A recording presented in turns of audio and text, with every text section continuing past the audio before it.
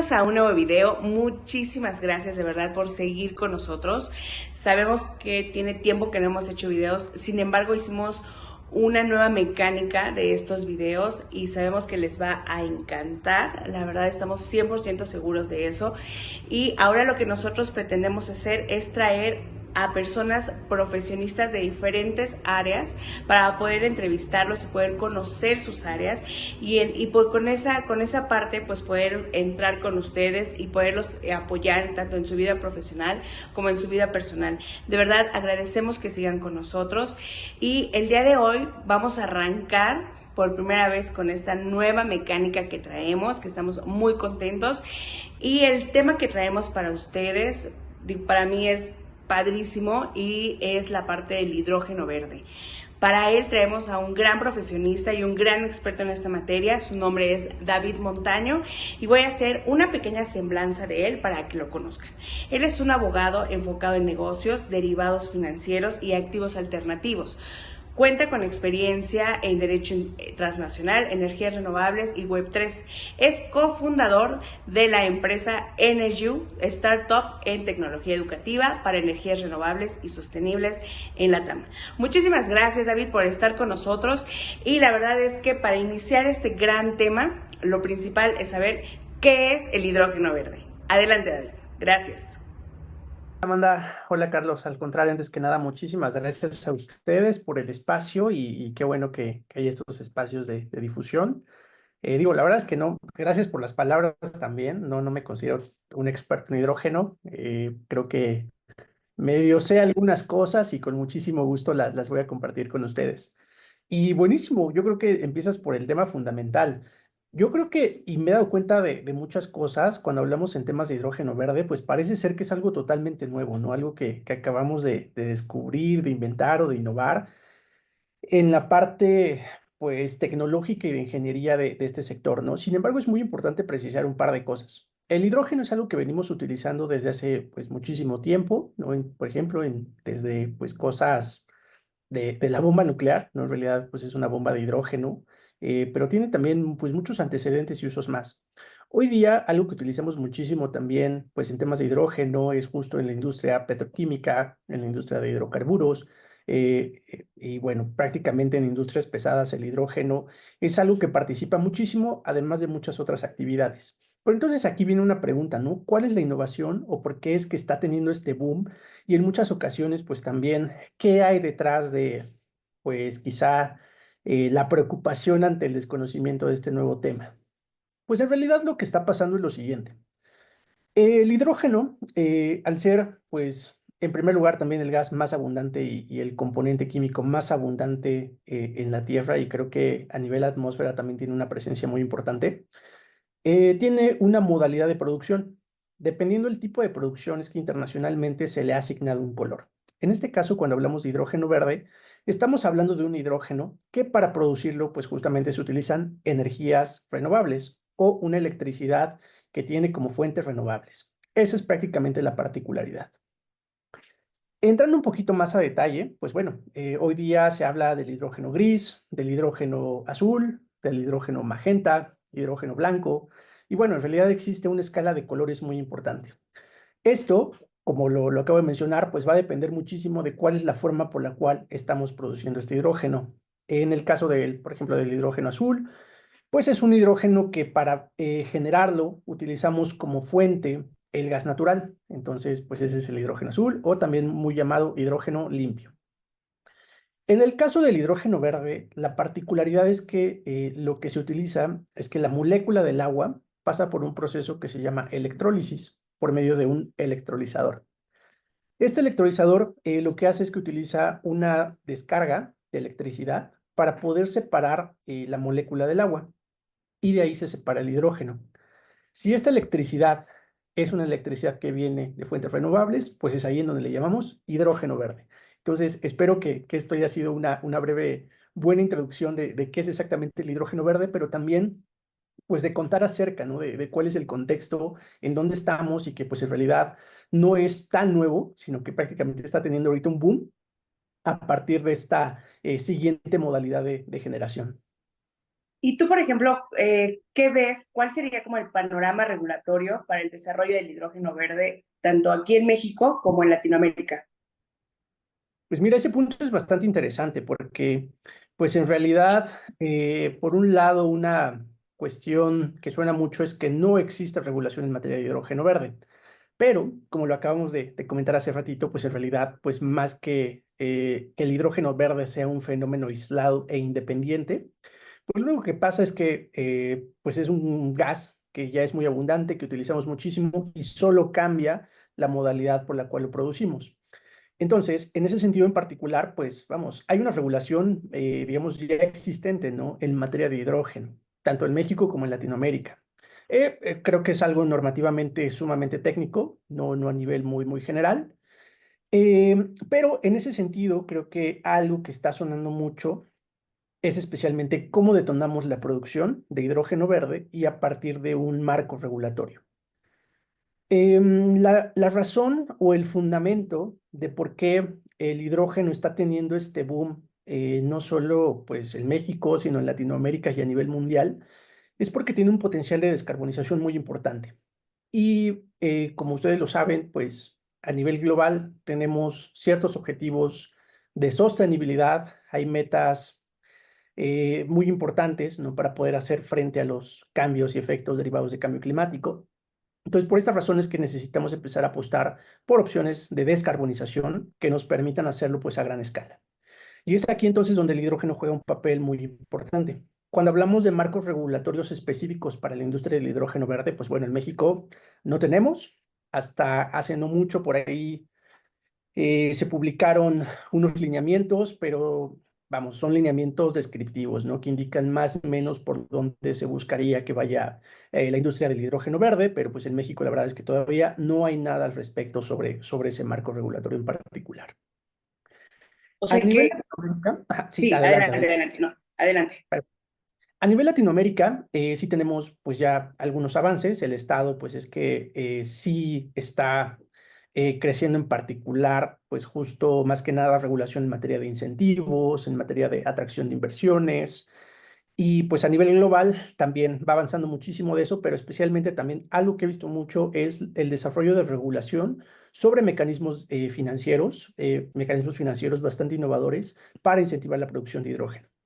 Hay un tema muy importante también en temas normativos. En algún punto se ha tocado, creo que todavía hace falta discutir muchísimo acerca del tema, que es el punto en que, pues al final del día, México cuenta con una regulación, pues más o menos robusta en términos de mercados eléctricos. Eh, Recordemos que, como lo mencionaba hace un momento, al final del día, ¿qué es lo que pasa con el hidrógeno? Pues tiene un uso intensivo de electricidad para poder partir la molécula del agua y aprovechar la molécula del hidrógeno. Pero por otro lado, pues al final del día el hidrógeno, ¿qué es? Es un gas. Y México pues cuenta con una pues regulación más o menos robusta tanto en materia de electricidad como en materia de gas, ¿no? Y especialmente de gas natural. Entonces, aquí únicamente para cerrar esta pregunta, pues bueno, ese es un poco el estado y hay una muy buena oportunidad de quizá poder aprovechar el marco regulatorio ya existente para quizá poder de ahí empezar a incentivar y no partir desde cero en la construcción de un marco regulatorio sobre hidrógeno verde. Exacto, precisamente era lo que te iba a comentar, o sea, qué retos se podían como enfrentar por la parte de lo que es el hidrógeno verde en comparación con otras energías, que bien tú lo acabas de decir, ¿no? Y comparar también con la parte de lo que es el gas natural. Entonces creo que eso Sí, es muy importante. totalmente, Amanda. Y mira, yo creo que ahí también hay un tema muy importante porque usualmente también escucho mucho esto, poner en comparación el hidrógeno verde frente a otras energías renovables. Es muy importante precisar que el hidrógeno verde no es una energía renovable. El hidrógeno verde es un vector energético que para existir necesita energías renovables, pero por sí mismo no es una energía renovable. Y cuando hablamos de un vector energético, pues bueno, el vector energético del hidrógeno en particular, pues tiene dos funciones. La primera es que nos ayuda tanto a generar electricidad, pero por otro lado, también nos ayuda a almacenar, pues este hidrógeno que posteriormente lo podemos utilizar para poder generar más energía, ¿no? Entonces, al final del día, en ese sentido, el hidrógeno como vector energético, pues tiene muchísimas áreas interesantes para el sector porque pues funciona en cierta forma como una oportunidad de dar estabilidad al sistema eléctrico y al suministro de energía eléctrica. Pero por otro lado también pues funciona como esta otra alternativa, ¿no? De almacenamiento, además de que, bueno, como lo mencionaba, el potencial de descarbonización del hidrógeno, especialmente para industrias pesadas, es sumamente alto. Ok, perfecto, sí. En esa parte, y hay algo como bien importante que, o sea, todavía, como dices, ¿no? O sea, todavía no existe como una regulación como tal aquí en México y pues en Latinoamérica. ¿Qué retos podría enfrentar la parte de México para poder, pues, regularizar este punto? Sí, buenísimo. Me gustaría enfocar la pregunta si estás de acuerdo en cuáles son esos retos que hay, pero también esos retos enfocados a la adopción del hidrógeno verde, porque creo que es un punto muy importante. Mira, en primer lugar, algo que está pasando no solo en México, sino a nivel Latinoamérica y probablemente a nivel mundial, es que en este momento el hidrógeno verde es trend topic, es un tema tendencia. Es muy importante, pues siempre que haya pues temas tendencias, tratar de identificar pues exactamente qué es cada cosa y cómo es que esto puede impactar o no puede impactar. Lo primero que yo creo que tendríamos que hacer para adoptar el hidrógeno verde en México y en Latinoamérica es entender las condiciones geográficas y las condiciones espaciales en las que nosotros nos ubicamos. ¿Por qué? Porque el hidrógeno verde, al igual que en el caso de la electricidad, al igual que en el caso de los hidrocarburos, tiene una cadena de valor. Y esa cadena de valor va a tener un potencial importante en cada región, dependiendo cuál es la región, ¿no? Es decir, en temas de generación, temas de almacenamiento, temas de transporte, cada una de las regiones que hay alrededor de México y alrededor de Latinoamérica va a tener un potencial diferente para cada uno de esos eslabones de la cadena de valor. Entonces, el primer paso es muy importante identificar y no generalizar que el hidrógeno verde va a poder pues, revolucionar prácticamente todo en el sector energético mexicano, al igual que en Latinoamérica. Va a poder revolucionar e impactar con mayor penetración diferentes eslabones dependiendo las condiciones geográficas de cada una de las regiones. Otro tema que también considero muy importante es el desarrollo de mecanismos de financiamiento. Eh, y cuando hablo de financiamiento, no hablo tanto sobre quiénes vayan a poner el capital para desarrollar los proyectos, sino en la parte de creación de estructuras de financiamiento que tengan que ver con el riesgo del que va a consumir el hidrógeno. En Latinoamérica en general, incluyendo México, yo creo que el principal dolor en este momento es el off-taker o la figura que va a consumir el hidrógeno. Tenemos muchísimo avance, principalmente en regiones como Chile, Colombia, pues el desarrollo de proyectos ya es bastante. Sin embargo, algo que está faltando mucho es quién va a tomar ese hidrógeno, ¿no? ¿Quién lo va a pagar? Y un tema importante también aquí es que, pues al igual que como pasó en el caso de la energía solar hace muchos años, pues la energía solar era sumamente cara, ¿no? Y había muchas personas que pues no estaban dispuestas a pagar ese excedente por poder tener pues una generación a través de una fuente renovable. En este momento, pues está pasando un poco lo mismo, ¿no? Estamos en un punto en el cual los costos del hidrógeno están por acá y el ideal debería de estar por acá. Entonces, todavía va a faltar un tiempo para que podamos lograr, pues, ajustar o llegar a ese punto de equilibrio. En ese sentido, pues, creo que algo que sí hace falta de desarrollar mucho es, pues, algún mecanismo que ayude a mitigar el riesgo, ¿no? Quizá que ayude a tener ese riesgo compartido para que haya más off-takers que puedan jugar, empezar a participar y, pues, ser esa pieza de la cadena, ¿no? Que nos hace falta para poder empezar a desarrollar más proyectos de hidrógeno verde. Y por otro lado, un tercer punto que también quiero agregar, de más o menos creo que lo he mencionado, pero creo que sí hace falta precisar muchísimo al respecto, es que el hidrógeno verde también va a tener usos, pues vamos, dependiendo la región y dependiendo las necesidades que tenga esa región. Por otro lado, de esos usos también van a depender especialmente de los sectores que son más intensivos y complicados de descarbonizar. ¿A qué me refiero con esto? Hoy día suelo ver muchísimo notas acerca de pues, que el hidrógeno se quiere usar absolutamente para todo, eh, para una bicicleta, para un coche, para tu casa, pero al mismo tiempo también para industrias pues, muy pesadas, ¿no? E intensivas en el consumo de energía. En este momento, justo por la parte de los costos, uno de los principales pues, razonamientos y probablemente el razonamiento lógico-económico es que el hidrógeno tiene mayor potencial en las grandes industrias, ¿no? Cosas que sean muy intensivas, petroquímica, acero, este tipo de industrias. En ese sentido, uno de los puntos que también es muy importante tener presentes para lograr la adopción en la región, es decir, no solo hablando de México, sino hablando de Latinoamérica en general, es identificar cuáles son esos sectores intensivos de energía que que pueden ser esa oportunidad para aprovechar el alto poder de descarbonización que tiene el hidrógeno. En algún punto, pues ya también se empieza a hablar del uso del hidrógeno en la aviación. Ahí, bueno, también hace falta, ¿no? Identificar exactamente, pues, quién podría ser ese usuario, ¿no? Que en verdad va a tener esa oportunidad de uso de hidrógeno. Porque al final del día, pues, en este momento, pues, estamos, reitero, ¿no? En un punto en el que el costo del hidrógeno es sumamente alto frente al ideal que debería de llegar.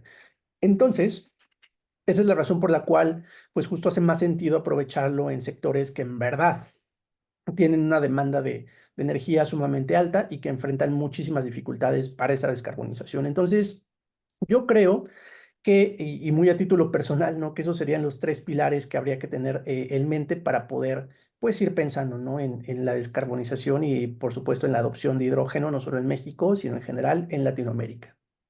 ¿Y crees que, por ejemplo, o sea, por decir, si se tiene alta demanda de hidrógeno, obviamente bajarían los costos y sería un competidor muy grande, sobre todo en la materia de gas natural, petrolíferos, es más, hasta las energías renovables, o sea, sería un gran competidor para ellos? Muy buen punto, Amanda. Yo creo que en algún punto sí, pero reitero, no hay muchísimas cosas que considerar. Hay un concepto que es el concepto de blending, que el blending lo que significa es que tú aprovechas la infraestructura de gas natural para poder llevar hidrógeno. Entonces, terminas combinando en cierta forma sobre esa misma infraestructura un poco de hidrógeno verde y también un poco de gas natural.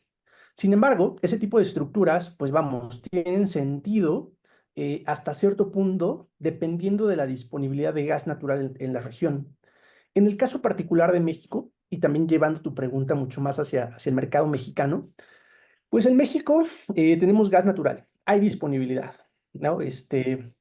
Afortunado o desafortunadamente, el precio es alto, ¿no? Y varía, ¿no? Siempre tiene esas variaciones, pero hay disponibilidad frente a regiones en las cuales, pues, no hay disponibilidad de gas natural, pero cuentas con la infraestructura. Ahí es un punto en el cual, pues, el hidrógeno verde sí puede jugar un papel muy importante para temas de blending.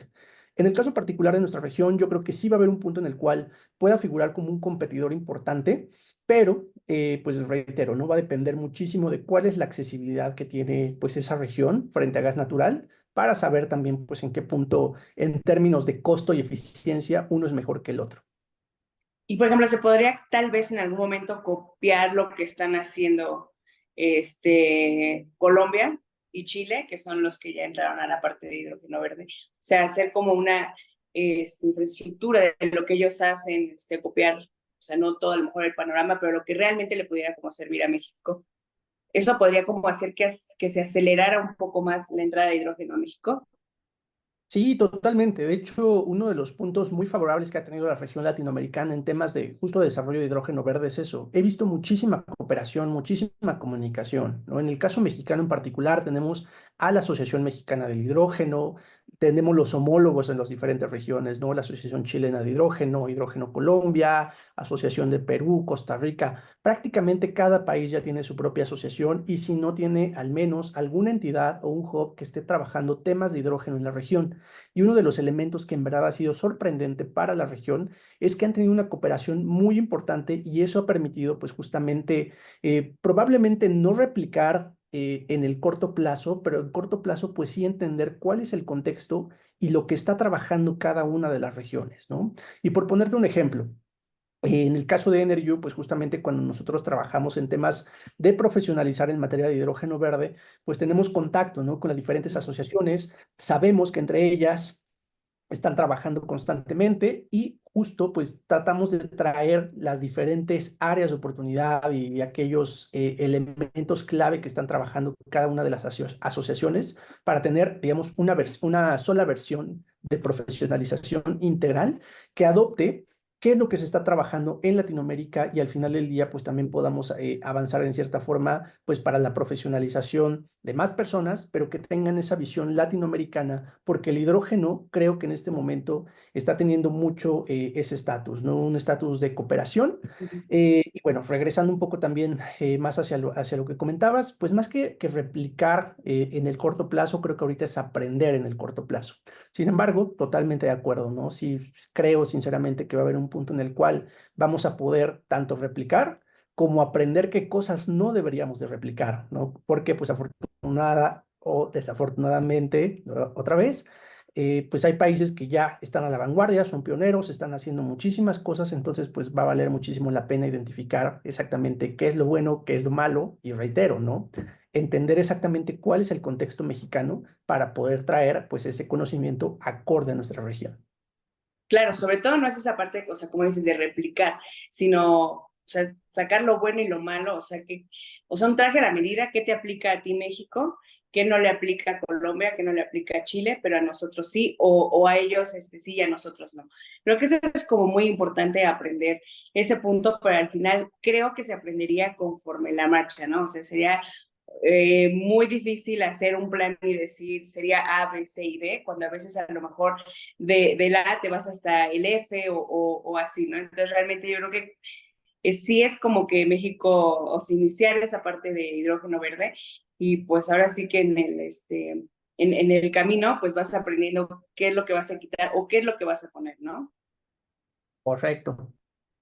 Sí, pues muchísimas gracias, David. La verdad es que se me hace un tema muy interesante. Yo creo que a todo el mundo le va a interesar este tema. Sabemos que hay muchísimas preguntas de todo esto. Digo, al final, vamos a dejar tu contacto y todo para que te puedan, ahora sí que, visitar, te puedan hablar, te puedan todo y se puedan poner en contacto nuevamente contigo, platicar si tienen alguna otra duda o si quieren en realidad que pues tú los asesores sobre todo en esta parte de hidrógeno, ¿no? Muchísimas gracias, David, de verdad, muchas gracias por tu tiempo, por estar aquí con nosotros y pues, ¿qué te puedo decir? Un gran abrazo te mando. Hombre, muchísimas gracias, Amanda. Gracias a ustedes por la invitación y bueno, encantado de seguir compartiendo con ustedes. Creo que, como lo mencionas, las preguntas pues siguen siendo muchísimas, el potencial que tiene, los usos, temas de financiamiento, certificaciones, tecnologías asociadas, pues en realidad son muchísimos, pero seguro, vamos platicando de todo ello. Te mando un abrazote de regreso.